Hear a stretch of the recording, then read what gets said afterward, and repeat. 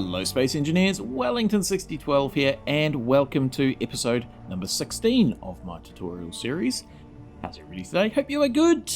So, I was planning for this to be the last episode, and it may very well be, but also I do have quite a bit of stuff still to go through and build, so might not be, just to give you a bit of a heads up. I do apologise in advance if it's a bit choppy and all over the place, but yeah, that's just kind of the way it is. Right, so yeah, you find me inside a base, new base. I spent a few hours building this. We'll have a bit of a tour and then we'll get on to some other things. So down here, I mean, this mezzanine area is kind of just like a workspace type thing. Nice view out the window of the Earth-like, and keep an eye on the space pirates up there. These console blocks here, I probably should have talked about them sort of last time. They're in this projector group. And what you can do is you can just load up a blueprint and you can adjust the scale of it, the size of it if you want, and also just the orientation of it. So you can set them up. They're just a display thing. You can't actually weld them up. I think they're pretty cool, and yeah, they just add some nice elements to the room. Points of interest. So we've got the drill ship there and we've got the orbiter there. So yeah, that's quite cool. This is all piped in so we can get oxygen and whatnot. Not that we need it in here because we are pressurized. So we've got a vent over there, which I'll talk about more in depth very shortly. We'll just continue the tour first. So media, sort of entertainment area, nice comfortable couches. Down here, kitchen and dining. So again, nice spaces. I do like this layout. Down the hallway here, we've got my bedroom with my red suit. A little bit of an entertainment section so we can, play computer games. And then over the corridor, we've got Future Wellington's cabin, which there's his suit. And yeah, no entertainment center. It's a little bit smaller, but I'm sure you can make do with the main lounge. Both of them have a little bathroom toilet area, and there's just some extra storage in there. So that's that. We'll go outside. I've got this airlock here so that we can keep the oxygen inside.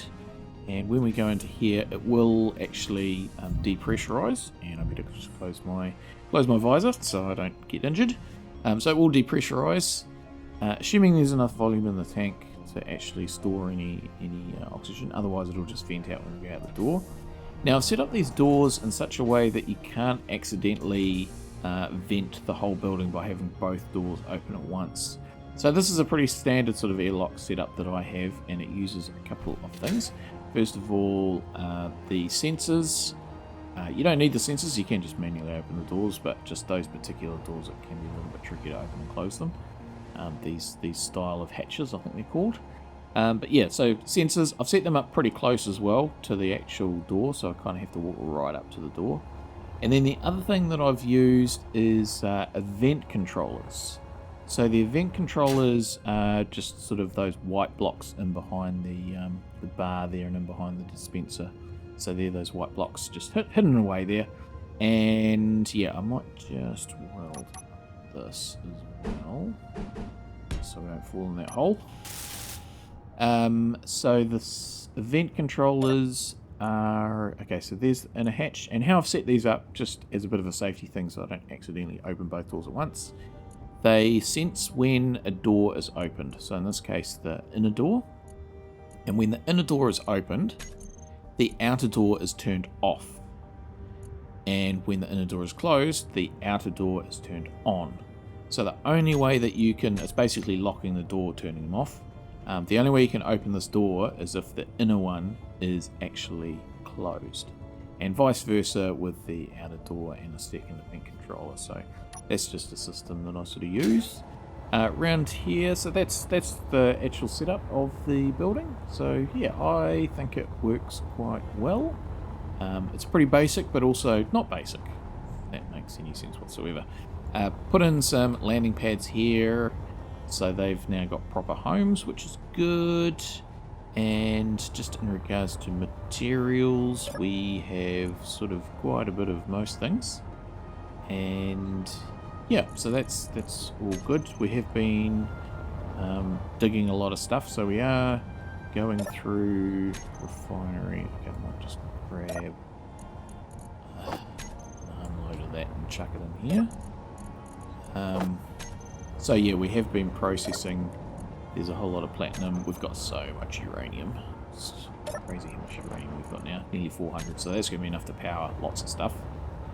Down here in our mining pit, I think it's fully extended at the moment. Yeah, it is. So I'll need to extend that if I need any more gold, but I think I've got heaps of gold.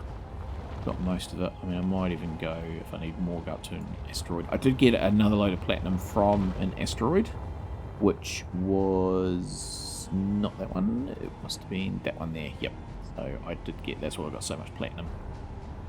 Because, yeah, I do want to make a ship to get to Mars, and I think we'll make it ion-based. So, yeah, so that's just to sort of complete things. And, yeah, so that's that. We've got plenty of hydrogen.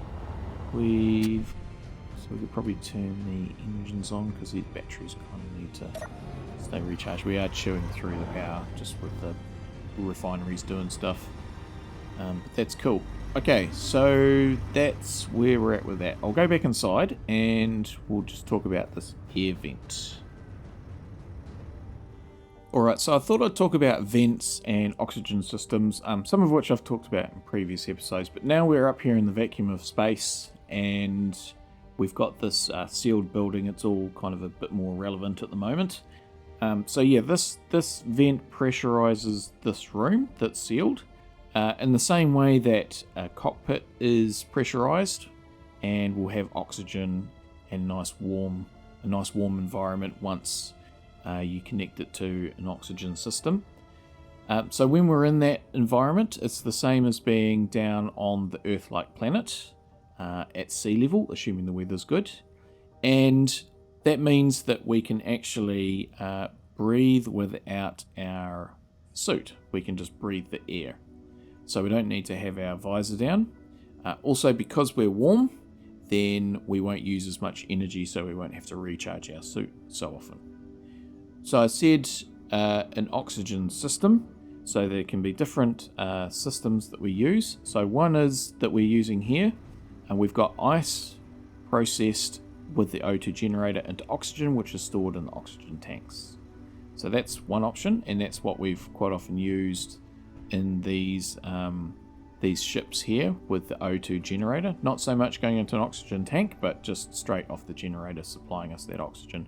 The other place that we can get oxygen is from a oxygen farm.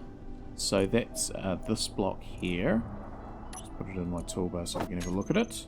And yeah, so this is like a little mini greenhouse. So it needs to be out in the sun.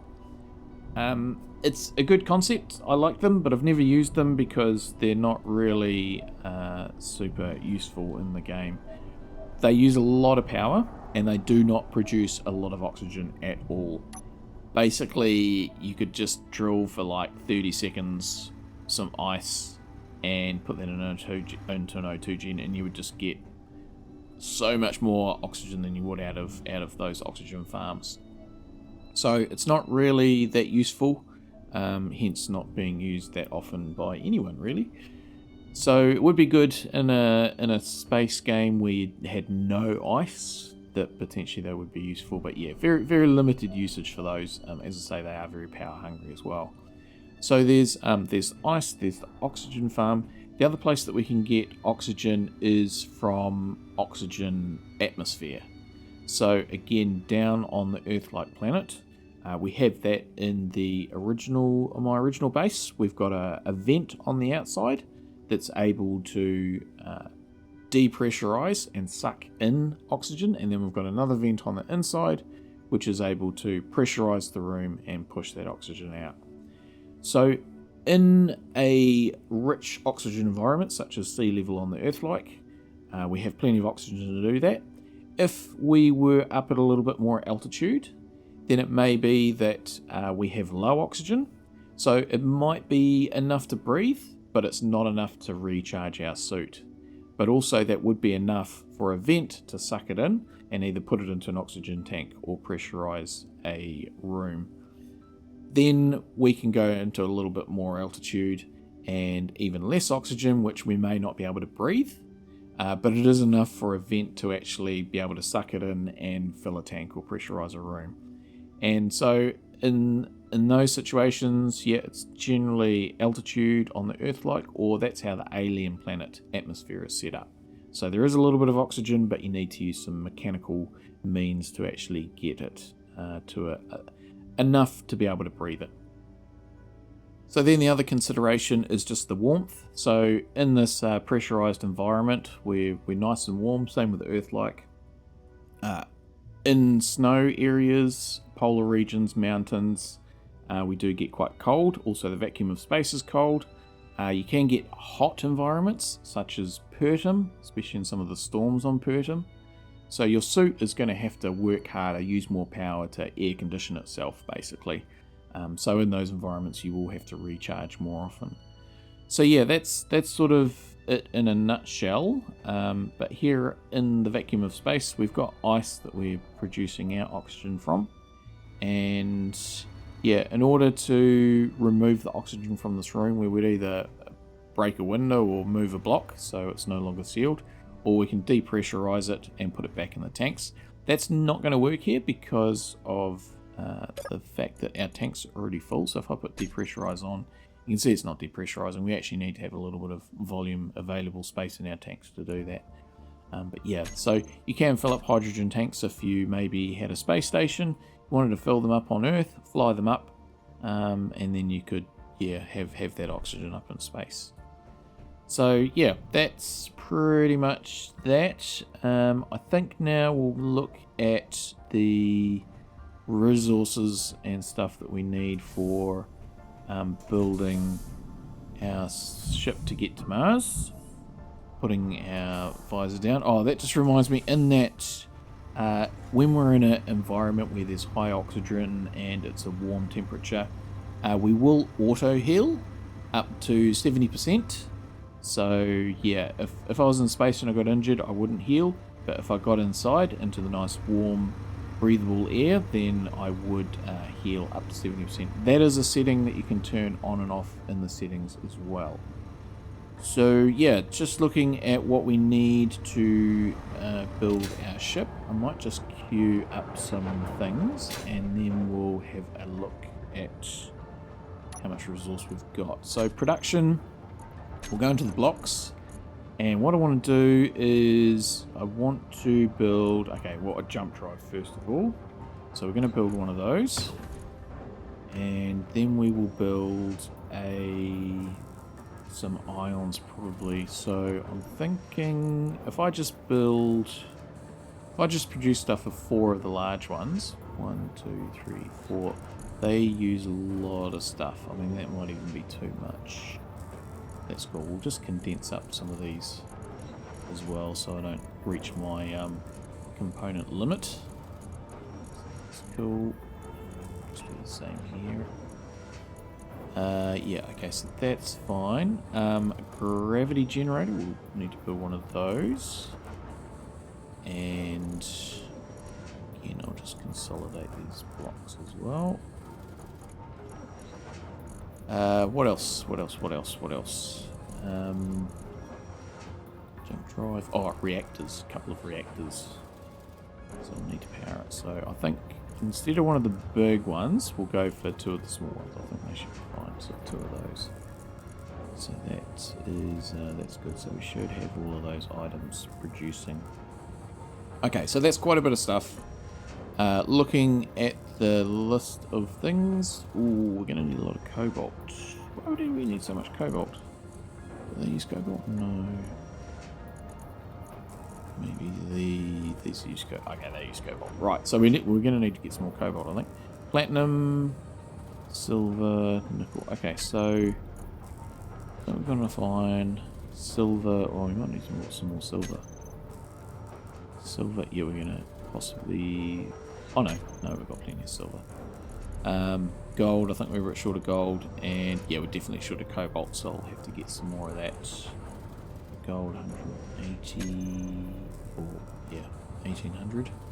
Gold, 1900. Okay, so we need a little bit more gold, which we can just extend that drill that's down underneath. Okay, so I think there's some cobalt nearby. So I did get a lot of platinum from that asteroid off camera. And yeah, cobalt we've got just that it over there? That's it over there. So we've got some cobalt over there. So I'll grab some of that.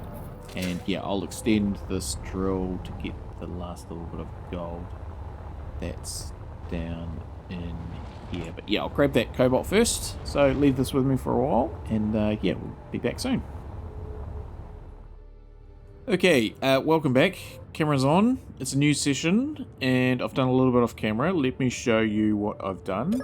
And yeah, not much. So, little bit of hijinks there. Let's just go outside and have a look. And yeah, so I've just made this kind of docking bay here because, yeah, I don't think this is going to get down onto a planet. I'll just focus on ions in the jump drive, and this we can use this ship to get down the planet. So it's a little bit tight around with the walkways and things, so I've decided to put this piston in so we can actually, you know, connect to it and then lift it up into the right spot rather than trying to get this sort of through the eye of the needle. Yeah, so thought I'd just turn the camera back on here. That's connected, yep. And just show you a few bits and pieces of the build, but I think the build will just be very choppy. I think it'll be the way to go with the build. Let's just weld you up. So I'm thinking that I can use a color here to put some stuff in. So we want a gyroscope, which, yeah, that'll be quite good there because it won't take up that, it won't get in the way of that. Let's turn that on. Gyroscopes use lots of stuff, so I think the welder will be useful. And yeah, even though I'm not going to take down the plants, I think a couple of auxiliary hydrogen thrusters would be prudent to get off the moon. That's oxygen. Yeah, hydrogen. So I'm thinking just a couple of those. And then we'll put thruster on the bottom of each. Probably 2 will be enough. Okay, so that's fine. We'll sort that out in a minute. Ions. Let's go. So I think we'll go for these ones. And go for 1, 2, 3. So that's going to be 6.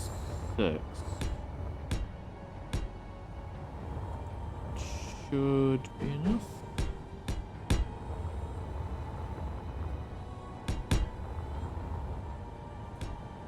Kind of using the mining ship and the drill ship as a little bit of inspiration. I mean, there's the mining ship. I mean, that's got 4 and 7, so we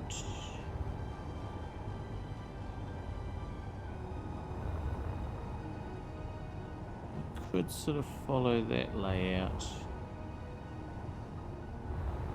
Yeah, okay, let's kind of do that, shall we? So that was, how many? That was 4 and 6. Yeah, 4 and 6 on the side. So go with, say, 4 here.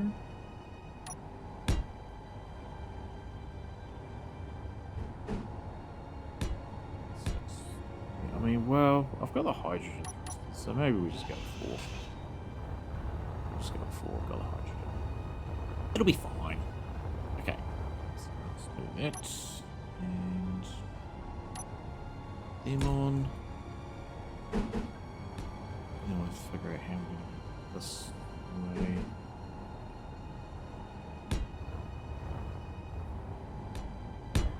That. And 6 across like that. Okay, I think that'll kind of work. Same here, this is going to take a bit of welding.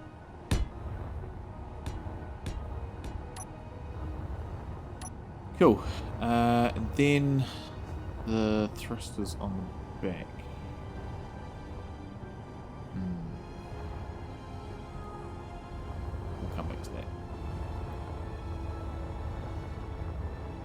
Yeah, that's good.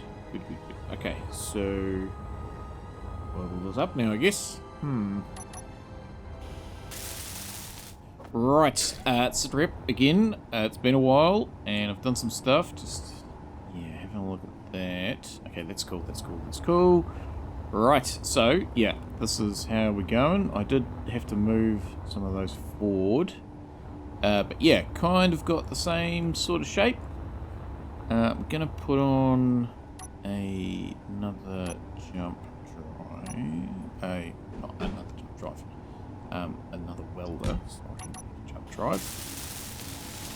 Now, does the jump drive unlock anything for me? The jump drive is going to go in there, and progression, the jump drive, because I need to just make sure I make it. Which, where is it? Jump drive.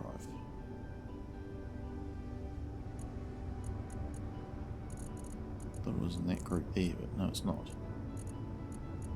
Must be up with the other propulsion, maybe? Yep. Okay, no, it's end.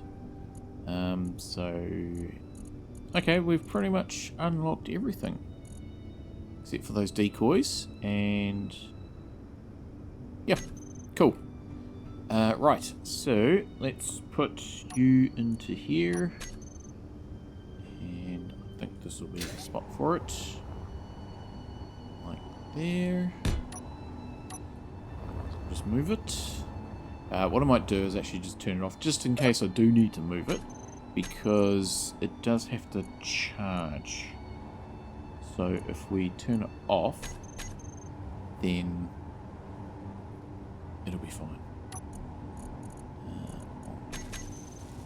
Okay, and then that's got everything. Yes, it does. Cool. I'll give it a hand, eh? And there is our jump drive. All done. Easy peasy. I say easy peasy, but it took a lot to build that. A lot of gold. A lot of other stuff. But yeah, it's in. It's in with a grin. Okay, that's cool. Cool. Okay, so yeah, I am thinking that this is not going to be the last episode in the series. I think there's still another episode, because there is still heaps to do. And yeah, I've already done a partial edit, and yeah, well, I've still got some time up my sleeve.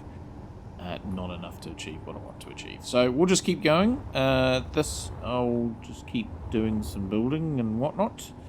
And yeah, I'm thinking that this can be sort of a habitation sort of area up here. So what I was going to do was just get rid of all the stuff out of here. Grab some bars, but yeah, it is becoming a little bit late for me, so this again might be... we might come back in another session. But yeah, that's just, as I've said before, that's the way the sort of end game goes. I'll say end game, but yeah, once you get sort of building big, it does take up a lot of time on these big blocks. Lots of welding, lots of placement. But it's good. It's fine. It's fine. Don't worry about it. Yeah, so I've got to do a little bit of wrangling with trying to put stuff in. Yeah, so we'll have an airlock down there. I don't think these will be airlocks. I'm thinking... maybe they could... Well, yeah, I don't know. But anyway, what I'm going to do is I'm going to put some landing gears in here so we can actually land. Why are you... Oh no, because those are new, that's why. Yeah, okay, so that's fine. Let's just grab that stuff from those windows. And I think that'll make quite a nice sort of space in here. Sort of for a bit of communal food and whatnot. Why did I not grab that stuff? Strange. But yeah, it's coming together. I'm just having a bit of fun with building this ship. Yeah, it's think it's going to be pretty simple, but my pretty simple's quite complicated normally. But yeah, I'll put in some seating and stuff in here, I think. I was just going to put up here some lights. Some lights. So we'll find the lights. There's the lights. So I thought they could go up like that. Need some stuff.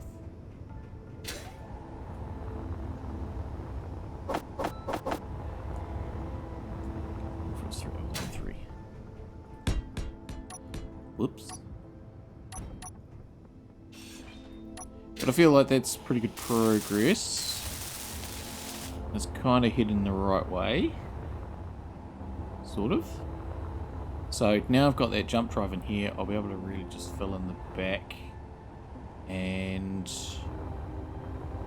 yeah, look at putting some forward thrust on this, and then I can sort of fill in these areas. Yeah, so yeah, it's all kind of happening. Very, very slowly. I've got steel.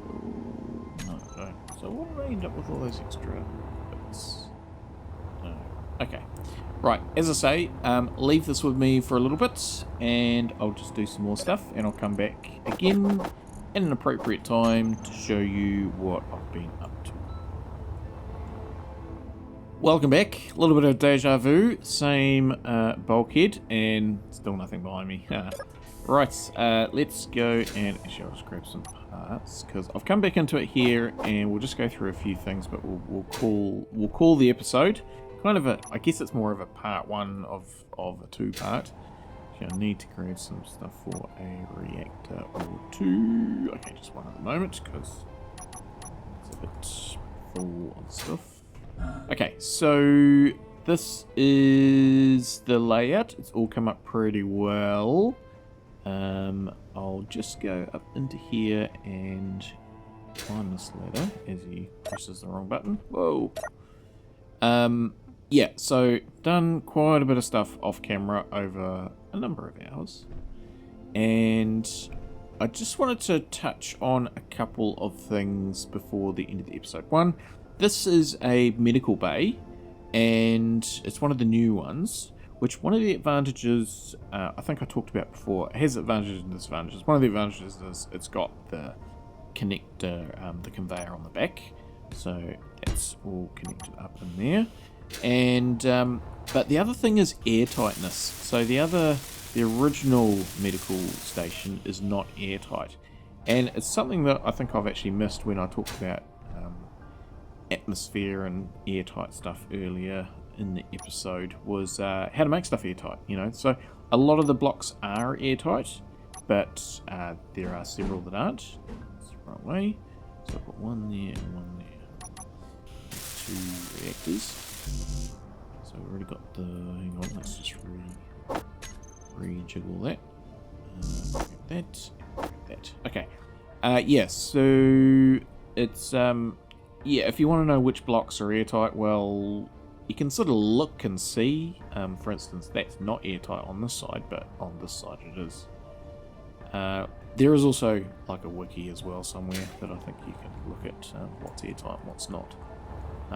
The common ones that trip people up, when I say people, I'm talking me, is the survival kit. I've often forgotten that the survival kit is not airtight. Yeah, so that's okay. This is, oh no, we've got it. Okay, so hopefully that will actually start up, because the we are a little bit low on power at the moment because I've recharged these batteries. Yeah, that's not quite got everything.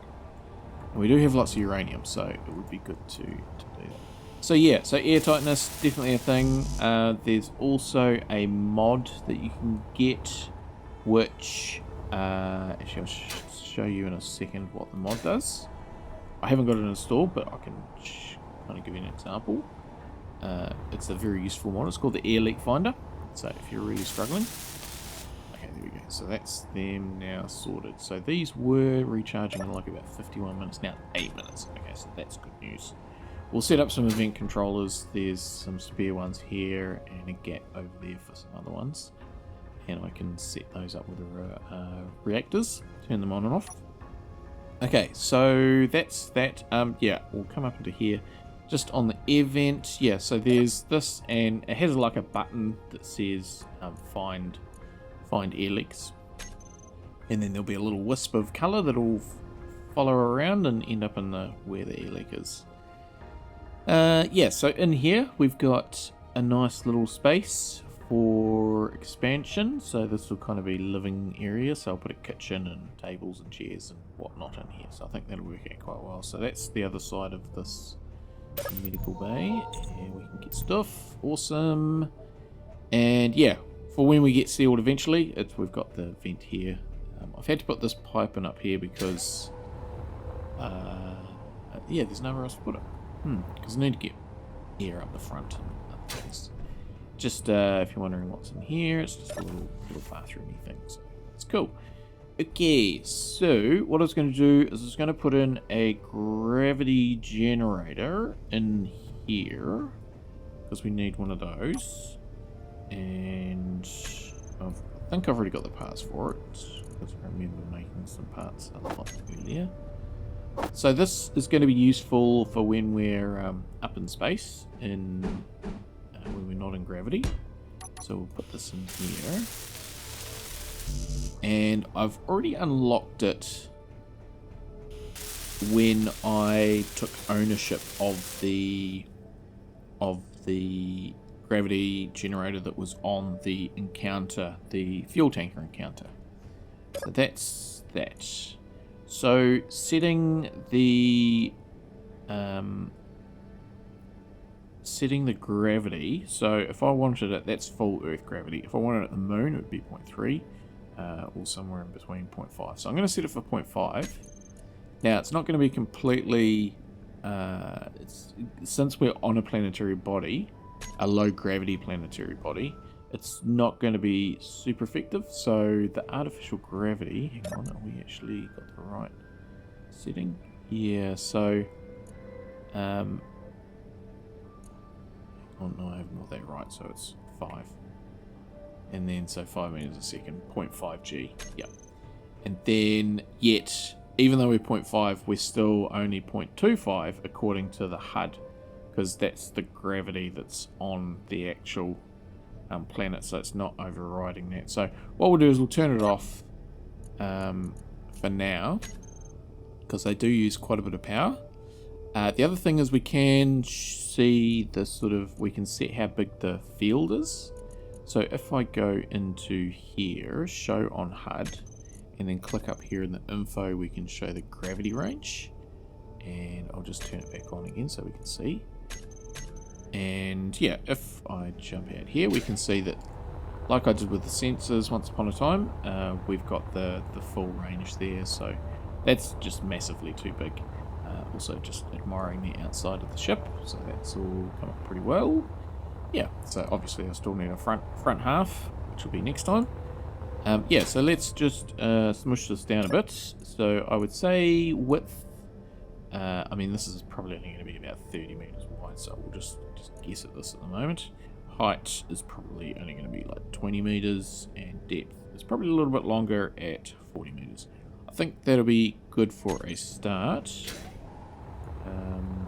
Yeah, width could even narrow up a bit. Length probably needs to get a little bit longer, and height could drop down a little bit. So let's do it again. And width. Sorry, width should be 20. Height 15. Depth will make a little bit longer. We'll just leave that like that for now. But I think that'll be pretty good. Okay, so that's where we're at with that. So let's just take this off the HUD again, and we'll turn off the block again. So that's cool. Okay, we'll just hide this to make this airtight, because we've got a gap down in there. So yeah, if we just make it airtight as we go, kind of makes life a little bit better. Let's just get one of these armories. Do the trick, I think. And we'll just plonk you into there. I'll just go with the blue, I think.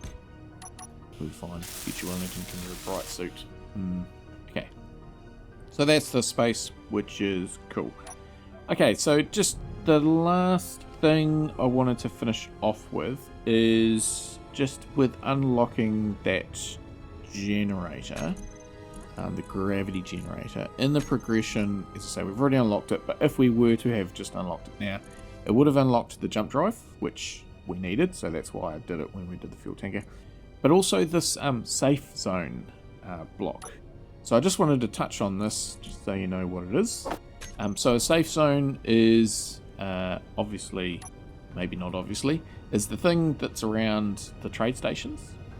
Okay, so those are actually sort of game procedurally generated as part of making the station. That station does not have this block in there. Okay, in order to get to that, if you go into the Alt F10 menu and the safe zones, so this is where you can make safe zones in the same way that the game makes safe zones, or if you wanted to get rid of that safe zone that's around the pirate station, or alter its settings, this is how you can do it in the admin screen.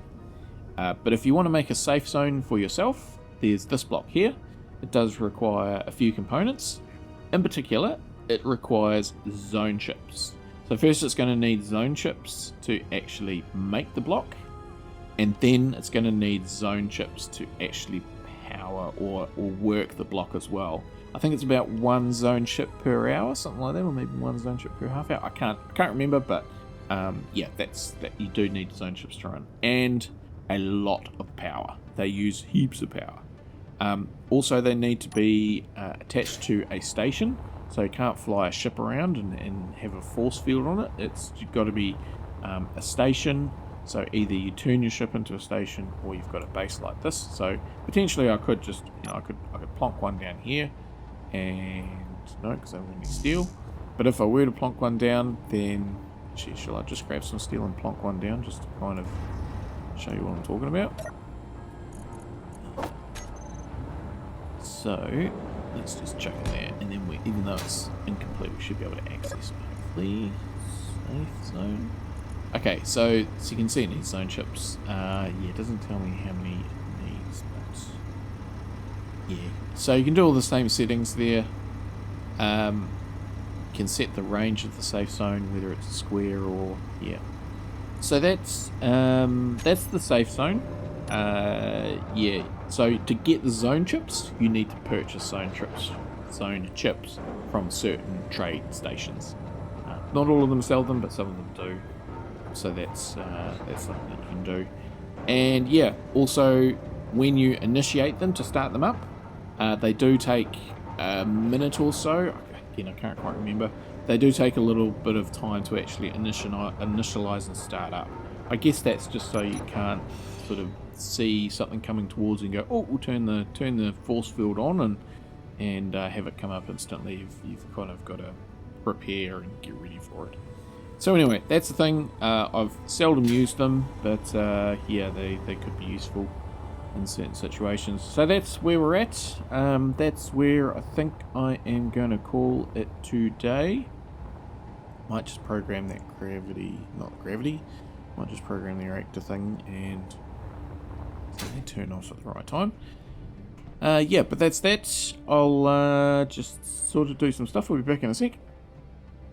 Alright, the old boots are a bit funky in the ion block, but anyway, that's where I'm going to call it. Again, apologies for it being a bit of a choppy episode, but that's just the nature of the beast with the building.